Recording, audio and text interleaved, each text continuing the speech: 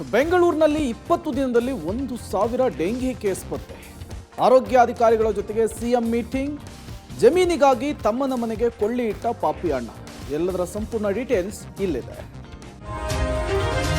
ರಾಜ್ಯ ಕಾಂಗ್ರೆಸ್ನಲ್ಲಿ ಮತ್ತೆ ಹೆಚ್ಚುವರಿ ಡಿಸಿಎಂ ಗುದ್ದಾಟ ಜೋರಾಗಿದೆ. ಇದು ಬಣ ಸಂಘರ್ಷಕ್ಕೂ ಕಾರಣವಾಗಿದೆ. ಕೆಎನ್ ರಾಜಣ್ಣ ಸೇರಿ ಕೆಲ ಸಚಿವರ ಬೇಡಿಕೆಗೆ ಡಿಸಿಎಂ ಡಿಕೆ ಶಿವಕುಮಾರ್ ಕೌಂಟರ್ ಕೊಟ್ಟಿದ್ದಾರೆ. ಯಾರು ಏನು ಬೇಕಿದ್ರೂ ಕೂಡ ಬೇಡಿಕೆ ಮಾಡಲಿ, ಪಾರ್ಟಿ ಉತ್ತರ ಕೊಡುತ್ತೆ ಅಂದಿದ್ದಾರೆ. ನಾನೇನು ಹೇಳಲಿ ಅಂತ ಗೃಹ ಸಚಿವ ಪರಮೇಶ್ವರ್ ಪ್ರಶ್ನಿಸಿದ್ದಾರೆ. ಇದಕ್ಕೆ ಬಿಜೆಪಿ ನಾಯಕರು ಲೇವಡಿ ಮಾಡಿದ್ದಾರೆ. ಡಿಕೆಶಿಯ ವೇಗಕ್ಕೆ ಕಡಿವಾಣ ಹಾಕಲು ಸಿದ್ದರಾಮಯ್ಯ ಸ್ಕೆಚ್ ಹಾಕ್ತಿದ್ದಾರೆ. ಶಿವಕುಮಾರ್ ಸಿಎಂ ಆಗೋದು ತಪ್ಪಿಸಲು ಹೆಚ್ಚುವರಿ ಡಿಸಿಎಂ ಸೃಷ್ಟಿ ಮಾಡ್ತಾ ಇದ್ದಾರೆ. ಇದು ಕಾಂಗ್ರೆಸ್ ಸರ್ಕಾರ ಪತನದವರೆಗೂ ಕೂಡ ನಡೆಯಬಹುದು ಅಂತ ಎಂಎಲ್ಸಿ ಸಿಟಿ ರವಿ ಕಿಡಿಕಾರಿದ್ದಾರೆ. ಯಾರು ಏನು ಬೇಕಾದ್ರೂ ಬೇಡಿಕೆ ಮಾಡಲಿ, ಪಾರ್ಟಿ ಯಾರಿಗೇನು ಉತ್ತರ ಕೊಡಬೇಕು ಕೊಡ್ತದೆ. ನಾವು ಕೂಡ ಅನುಮೋದನೆ ಮಾಡ್ತೀವಿ. ಅದಕ್ಕೆ ಎಲ್ಲ ಕಮ್ಯುನಿಟಿಯವ್ರಿಗೂ ಒಂದೊಂದು ಡಿಸಿಎಂ ಕೊಟ್ಟರೆ ಬಹುಶಃ ಮುಂದೆ ನಮ್ಗೆ ಅನುಕೂಲ ಆಗ್ಬೋದು ಅಂತಕ್ಕಂಥದ್ದು. ಡಿ ಕೆ ಶಿವಕುಮಾರ್ ಅವ್ರಿಗೂ ಕೂಡ ನಾವು ಹೇಳ್ತೀವಿ, ಅವರು ಇವಾಗ ಬೇಡ ಉಪಮುಖ್ಯಮಂತ್ರಿ, ಬೇರೆಯವ್ರಿಗೆ ಯಾರಿಗಾರು ಅವಕಾಶ ಮಾಡಿಕೊಡ್ಲಿ. ಡಿ ಕೆ ಶಿವಕುಮಾರ್ ಅವರು ರಿಸೈನ್ ಅಂತಲ್ಲ, ಇಷ್ಟೊಂದು ಜನ ಉಪಮುಖ್ಯಮಂತ್ರಿ ಆದಮೇಲೆ ಅವ್ರೇನೋ ಅದರಲ್ಲಿ ಇರ್ತಕ್ಕಂಥದ್ದು ಅರ್ಥ ಇಲ್ಲ. ಬೇರೆ ಒಕ್ಕಲಿಗರಿಗೆ ಯಾರಿಗಾರ ಅವ್ರ ಅವಕಾಶ ಮಾಡಿಕೊಡ್ಲಿ ಅಂತಕ್ಕಂಥದ್ದು ನಾನು ವೈಯಕ್ತಿಕವಾದಂಥ ಅಭಿಪ್ರಾಯ. ಡಿಸಿಎಂ ಶಿವಕುಮಾರ್ ಅವರ ವೇಗಕ್ಕೆ ಕಡಿವಾಣ ಹಾಕೋದಕ್ಕೆ, ಅವರು ಮುಖ್ಯಮಂತ್ರಿ ಕುರ್ಚಿಗೆ ಬಂದು ಕೂರದಂತೆ ಮೂಗುದಾರ ಹಾಕೋದಕ್ಕೆ ಹೆಚ್ಚುವರಿ ಡಿಸಿಎಂಗಳ ಕೂಗು ಮತ್ತೊಮ್ಮೆ ಶುರುವಾಗಿದೆ. ತವರು ಜಿಲ್ಲೆಯಿಂದಲೇ ಸಹಕಾರ ಕ್ಷೇತ್ರದ ಹಿಡಿತ ಸಾಧಿಸೋಕೆ ಸಿಎಂ ಪಣ ತೊಟ್ಟಿದ್ದಾರೆ. ಹೀಗಾಗಲೇ ಆಪರೇಷನ್ ಶುರು ಮಾಡಿರೋ ಕಾಂಗ್ರೆಸ್ ನಾಯಕರು ಜಿಟಿ ದೇವೇಗೌಡರ ಪಾರುಪತ್ಯ ಮುರಿಯೋಕೆ ಶತಪ್ರಯತ್ನ ನಡೆಸುತ್ತಿದ್ದಾರೆ. ಎಂಡಿಸಿಸಿ ಬ್ಯಾಂಕ್ ಚುನಾವಣೆ ಮುಂದೂಡಿದ್ದಾಯಿತು. ಜಿಟಿಡಿ ಮಗ ಶಾಸಕ ಹರೀಶ್ ಗೌಡನನ್ನ ಅಪೆಕ್ಸ್ ಬ್ಯಾಂಕ್ ಉಪಾಧ್ಯಕ್ಷ ಸ್ಥಾನದಿಂದ ಕೆಳಗಿಳಿಸಿ ಬಳಿಕ ಮೈಮೂಲ್ಗೆ ಕೈ ಹಾಕಲಾಗಿದೆ. ಜಿಟಿಡಿ ಆಪ್ತರಾಗಿರುವ ಮೈಮೂಲ್ ಅಧ್ಯಕ್ಷ ಪಿಎಂ ಪ್ರಸನ್ನ ಅವರನ್ನ ಅಧಿಕಾರದಿಂದ ಕೆಳಗಿಳಿಸೋಕೆ ಸಚಿವ ವೆಂಕಟೇಶ್ ಮೂಲಕ ಆಪರೇಷನ್ ಮಾಡಲಾಗ್ತಾ ಇದೆ. ವಾಸಸ್ಥಳ ದೃಢೀಕರಣ ವಿಚಾರವಾಗಿಯೇ ಹೆಚ್ಚು ಸಲ ನೋಟಿಸ್ ಕೊಟ್ಟು ಕಿರುಕುಳ ಕೊಡ್ತಾ ಇರುವ ಆರೋಪ ಕೇಳಿಬಂದಿದೆ.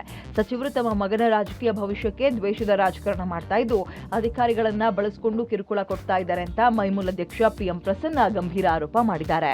ಹೆಂಗೆ ಪಿರಿಯಾಪಟ್ಟಣ ತಾಲೂಕಿನ ಶಾಸಕರಾದಂಥ ಕೆ ವೆಂಕಟೇಶ್ವರ ಅವರು ಪಶುಸಂಗೋಪನಾ ಸಚಿವರಾದರು, ಅಲ್ಲಿಂದ ಇಲ್ಲಿವರೆಗೂ ಸುಧಾ ನನ್ನ ಅಧ್ಯಕ್ಷಗಿರಿಯಿಂದ ಪದಚ್ಯುತಿಗೊಳಿಸಬೇಕು ಅಂತ ಬಹಳ ಹುಂದಾರ ನಡೆಸೋದ್ರ ಜೊತೆಗೆ ಬಹಳಷ್ಟು ಟಾರ್ಚರ್ ಅನ್ನು ನನಗೆ ನೀಡ್ತಾ ಇದ್ದಾರೆ. ಇವತ್ತು ಸಹಕಾರ ಕ್ಷೇತ್ರ ಬಹಳ ಕೆಲಸ ಮಾಡೋಕ್ಕಾಗದೇ ಅಸಹಾಯಕರಾಗಂಥ ಪರಿಸ್ಥಿತಿ ನಿರ್ಮಾಣ ಆಗಿದೆ. ಇವತ್ತು ಸರ್ಕಾರ ಇದ್ದವ್ರು ಮಾತ್ರ ಸಹಕಾರ ಕ್ಷೇತ್ರಕ್ಕೆ ಗೆಲ್ಲಬೇಕು, ಬಾಕಿಲ್ಲ ರಾಜೀನಾಮೆ ಕೊಟ್ಟು ಹೋಗಬೇಕು ಅನ್ನೋ ಪರಿಸ್ಥಿತಿ ನಿರ್ಮಾಣ ಆಗಿದೆ. ಇವತ್ತು ಮುಖ್ಯಮಂತ್ರಿಗಳ ತವರು ಜಿಲ್ಲೆ ಇದು ಮೈಸೂರು ಜಿಲ್ಲೆ. ಇಂಥ ಜಿಲ್ಲೆಯೊಳಗೆ ಇಂಥ ಸಚಿವರು, ಭ್ರಷ್ಟ ಸಚಿವರು ನಮ್ಮ ದಬ್ಬಾಳಿಕೆ ಮಾಡ್ತಿರೋದು ಬಹಳ ಖಂಡನೀಯ. 87ನೇ ಅಖಿಲ ಭಾರತ ಸಾಹಿತ್ಯ ಸಮ್ಮೇಳನಕ್ಕೆ ದಿನಾಂಕ ನಿಗದಿಯಾಗಿದೆ. ಡಿಸೆಂಬರ್ 20ರಿಂದ 3 ದಿನ ಮಂಡ್ಯದಲ್ಲಿ 87ನೇ ಅಖಿಲ ಭಾರತ ಸಾಹಿತ್ಯ ಸಮ್ಮೇಳನ ನಡೆಯಲಿದೆ ಅಂತೇಳಿ ಸಿಎಂ ಸಿದ್ದರಾಮಯ್ಯ ಘೋಷಣೆ ಮಾಡಿದ್ದಾರೆ. ಇವತ್ತು ಗೃಹ ಕಚೇರಿ ಕೃಷ್ಣದಲ್ಲಿ ಸಿಎಂ ಸಿದ್ದರಾಮಯ್ಯ ನೇತೃತ್ವದಲ್ಲಿ ಸಾಹಿತ್ಯ ಸಮ್ಮೇಳನದ ಕುರಿತು ಪೂರ್ವಭಾವಿ ಸಭೆ ನಡೆಯಿತು. ಸಭೆಯ ಬಳಿಕ ದಿನಾಂಕ ಘೋಷಣೆ ಮಾಡಲಾಗಿದೆ. ಸಿಎಂ ಸಿದ್ದರಾಮಯ್ಯ ಮಾತನಾಡಿ, ಕನ್ನಡ ಸಾಹಿತ್ಯ ಸಮ್ಮೇಳನಕ್ಕೆ ಸರ್ಕಾರ ಎಲ್ಲ ರೀತಿಯ ಸಹಕಾರವನ್ನು ಕೊಡುತ್ತೆ. ಸಾಹಿತ್ಯ ಸಮ್ಮೇಳನದ ಅಧ್ಯಕ್ಷರ ಹೆಸರು ಶೀಘ್ರದಲ್ಲಿಯೇ ಪ್ರಕಟ ಮಾಡುತ್ತೇವೆ. ಜಿಲ್ಲಾಡಳಿತ, ಸಾಹಿತ್ಯ ಪರಿಷತ್ನವರು ಕೆಲ ಹೆಸರುಗಳನ್ನು ಕೊಟ್ಟಿದ್ದಾರೆ. ಚರ್ಚೆ ಮಾಡಿ ಹೆಸರನ್ನು ಅಂತಿಮಗೊಳಿಸಲಾಗುತ್ತೆ. ಎಲ್ಲರೂ ಸೇರಿ ಸಾಹಿತ್ಯ ಸಮ್ಮೇಳನವನ್ನ ಯಶಸ್ವಿಯಾಗಿ ನಡೆಸಲು ತೀರ್ಮಾನ ಮಾಡಿದ್ದೇವೆ ಅಂತ ಹೇಳಿ ಸಿಎಂ ತಿಳಿಸಿದರು. 2024 ಆ 3 ದಿನಗಳ ಕಾಲ ಸಾಹಿತ್ಯ ಸಮ್ಮೇಳನವನ್ನು ನಡೆಸಬೇಕು ಅಂತ ಇವತ್ತು ತೀರ್ಮಾನ ಆಗಿದೆ. ರಾಜ್ಯದ ಕನ್ನಡಿಗರು, ವಿದೇಶದಲ್ಲಿರ್ತಕ್ಕಂಥ ಕನ್ನಡಿಗರು, ಬೇರೆ ರಾಜ್ಯಗಳಲ್ಲಿರ್ತಕ್ಕಂಥ ಕನ್ನಡಿಗರು ಹೆಚ್ಚಿನ ಸಂಖ್ಯೆಯಲ್ಲಿ ಭಾಗವಹಿಸ್ತಾರೆ ಅಂತಕ್ಕಂಥ ನಿರೀಕ್ಷೆ ಇದೆ. ಯಾರು ಸಾಹಿತ್ಯ ಸಮ್ಮೇಳನದ ಅಧ್ಯಕ್ಷರಾಗ್ತಾರೆ ಅವರನ್ನ ತಕ್ಷಣವೇ ನಿಮಗೆ ತಿಳಿಸಲಾಗುವುದು. ಎಲ್ಲರೂ ಸೇರಿ ಇದನ್ನ ಬಹಳ ಯಶಸ್ವಿಯಾಗಿ ಈ ಸಮ್ಮೇಳನವನ್ನ ಮಾಡ್ತೇವೆ ಅಂತಕ್ಕಂಥ ವಿಶ್ವಾಸ, ನಂಬಿಕೆ ನನಗಿದೆ. ಸನಾತನ ಧರ್ಮದ ಬಗ್ಗೆ ಅವಹೇಳನಕಾರಿ ಹೇಳಿಕೆ ಕೊಟ್ಟಿದ್ದ ತಮಿಳುನಾಡಿನ ಸಚಿವ ಉದಯನಿಧಿ ಸ್ಟಾಲಿನ್ಗೆ ರಿಲೀಫ್ ಸಿಕ್ಕಿದೆ. ಉದಯನಿಧಿ ಸ್ಟಾಲಿನ್ಗೆ ಷರತ್ತುಬದ್ಧ ಜಾಮೀನನ್ನ ಮಂಜೂರು ಮಾಡಿ ಬೆಂಗಳೂರಿನ 42ನೇ ಎಸಿಎಂಎಂ ನ್ಯಾಯಾಲಯ ಆದೇಶಿಸಿದೆ. ಸನಾತನ ಧರ್ಮದ ಕುರಿತು ಅವಹೇಳನಕಾರಿ ಹೇಳಿಕೆ ಕೊಟ್ಟಿದ್ದ ಉದಯನಿಧಿ ಸ್ಟಾಲಿನ್ ಅವರ ವಿರುದ್ಧ ಸಾಮಾಜಿಕ ಕಾರ್ಯಕರ್ತ ಪರಮೇಶ್ ಸಲ್ಲಿಸಿದಂತಹ ಅರ್ಜಿಯನ್ನು ಆಧರಿಸಿ ನ್ಯಾಯಾಲಯ ಅವರಿಗೆ ನೋಟಿಸ್ ಅನ್ನು ಜಾರಿ ಮಾಡಿತ್ತು. ಇವತ್ತು ಖುದ್ದು ಉದಯನಿಧಿ ಸ್ಟಾಲಿನ್ ಕೋರ್ಟ್ಗೆ ಹಾಜರಾಗಿದ್ರು. ಈ ವೇಳೆ ಉಳಿದ ಆರೋಪಿಗಳು ಎಲ್ಲಿ ಅಂತೇಳಿ ನ್ಯಾಯಾಧೀಶರು ಪ್ರಶ್ನೆ ಮಾಡಿದ್ರು. ಇದಕ್ಕೆ ಉದಯನಿಧಿ ಪರ ವಕೀಲರು ಉತ್ತರಿಸಿ, ಉದಯನಿಧಿ ಸ್ಟಾಲಿನ್ ಅವರಿಗೆ ಪ್ರಕರಣದಲ್ಲಿ ಖುದ್ದು ಹಾಜರಾತಿಯಿಂದ ವಿನಾಯಿತಿ ನೀಡಬೇಕು. ದೇಶದಾದ್ಯಂತ 7 ಪ್ರಕರಣಗಳು ದಾಖಲಾಗಿವೆ. ಉದಯನಿಧಿ ಸ್ಟಾಲಿನ್ ಅವರು ಒಂದು ರಾಜ್ಯದ ಕ್ರೀಡಾ ಸಚಿವ, ಹೀಗಾಗಿ ಅವರಿಗೆ ಖುದ್ದು ಹಾಜರಾತಿಯಿಂದ ವಿನಾಯಿತಿ ನೀಡಬೇಕು. ಸುಪ್ರೀಂ ಕೋರ್ಟ್ನಿಂದ ಅವರಿಗೆ ವಿನಾಯಿತಿ ಸಿಕ್ಕಿದೆ, ಇನ್ನು ಆದೇಶ ಪ್ರತಿ ಲಭ್ಯವಾಗಿಲ್ಲ ಅಂತೇಳಿ ಮನವಿ ಮಾಡಿದ್ರು. ವಕೀಲರು ಸಲ್ಲಿಸಿದ ಮನವಿಯನ್ನು ಪರಿಗಣಿಸಿದಂತಹ ನ್ಯಾಯಾಲಯ ವಿಚಾರಣೆಯನ್ನ ಆಗಸ್ಟ್ 8ಕ್ಕೆ ಮುಂದೂಡಿಕೆ ಮಾಡಿದೆ.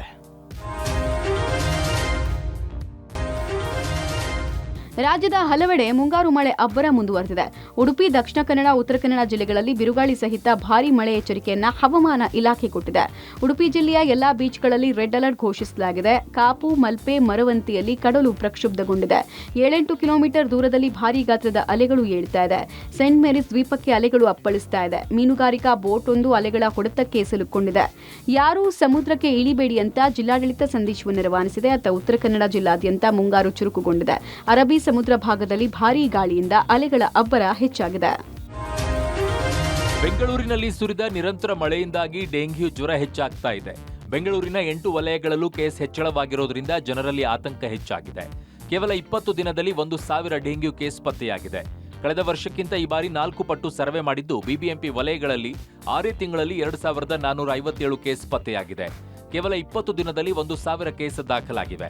ಮಹದೇವಪುರದಲ್ಲಿ 328, ಬೆಂಗಳೂರು ಪೂರ್ವದಲ್ಲಿ 236, ಬೊಮ್ಮನಹಳ್ಳಿಯಲ್ಲಿ 113, ದಕ್ಷಿಣ ವಲಯದಲ್ಲಿ 113, ಯಲಹಂಕದಲ್ಲಿ 90, ಆರ್ಆರ್ ನಗರದಲ್ಲಿ 83, ಪಶ್ಚಿಮ ವಲಯದಲ್ಲಿ 77, ದಾಸರಹಳ್ಳಿ ವಲಯದಲ್ಲಿ 6 ಕೇಸ್ಗಳು ದಾಖಲಾಗಿವೆ. ಬಿಬಿಎಂಪಿಯ ಮುಖ್ಯ ಆಯುಕ್ತ ತುಷಾರ್ ಗಿರಿನಾಥ್ ಅವರಿಗೂ ಕೂಡ ಡೆಂಗ್ಯೂ ಪಾಸಿಟಿವ್ ಆಗಿದ್ದು ಮನೆಯಲ್ಲೇ ಚಿಕಿತ್ಸೆ ಪಡೆದು ಗುಣಮುಖರಾಗಿದ್ದಾರೆ. ಇನ್ನು ರಾಜ್ಯದಲ್ಲಿ ಡೆಂಗ್ಯೂ ಪ್ರಕರಣ ಹೆಚ್ಚಾಗ್ತಾ ಇರೋ ಹಿನ್ನೆಲೆಯಲ್ಲಿ ಸಿಎಂ ಸಿದ್ದರಾಮಯ್ಯನವರು ಬಿಬಿಎಂಪಿ ಆರೋಗ್ಯ ಇಲಾಖೆ ಅಧಿಕಾರಿಗಳ ಜೊತೆಗೆ ಸಭೆ ನಡೆಸಿ ಮುಂಜಾಗ್ರತಾ ಕ್ರಮಗಳ ಬಗ್ಗೆ ಚರ್ಚಿಸಿದ್ದಾರೆ.